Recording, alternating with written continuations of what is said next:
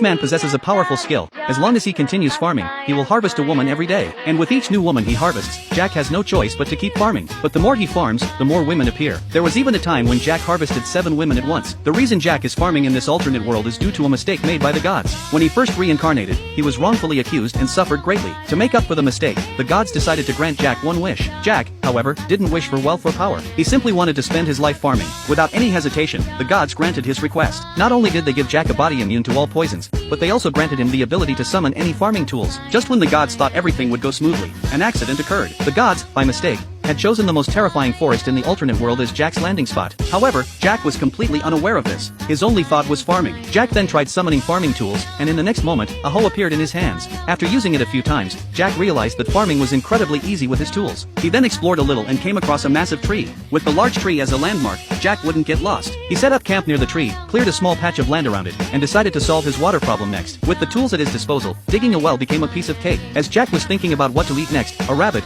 bigger than him and covered in sharp fangs, suddenly lunged at him. Jack instinctively struck it with his hoe. After trying rabbit meat, he found it distasteful and decided he needed something better. Jack decided to cultivate the land, but after clearing the field, he realized he had no seeds. He planned to go into the forest the next day to find some. However, when he woke up the next day, something magical happened. Where he had plowed the field the previous day, new shoots had appeared. Thanks to the enhancements from his farming tools, Jack dug more trenches around the field, adding fences to keep the beasts out. Just as his basic living needs were met, Jack noticed 2 black wolves outside the fence. Upon observing them, he realized they didn't pose any threat. In fact, one of the female wolves was pregnant. Jack decided to temporarily take them in. That very night, the female wolf gave birth to 4 pups. In the following days, the wolves seemed to treat his camp as their new home. As time passed, the crops began to flower and bear fruit. While Jack's food problems were solved, the cold winter was fast approaching, and warmth became his biggest concern. Although he had hunted some animal hides before, they smelled awful. At this point, a black wolf introduced Jack to a new friend, a huge spider that lived on the giant tree. The spider had amazing weaving abilities. Since the spider liked to eat the potatoes Jack had planted, it decided to take care of Jack's winter needs for free. Not only did this solve Jack's winter problems,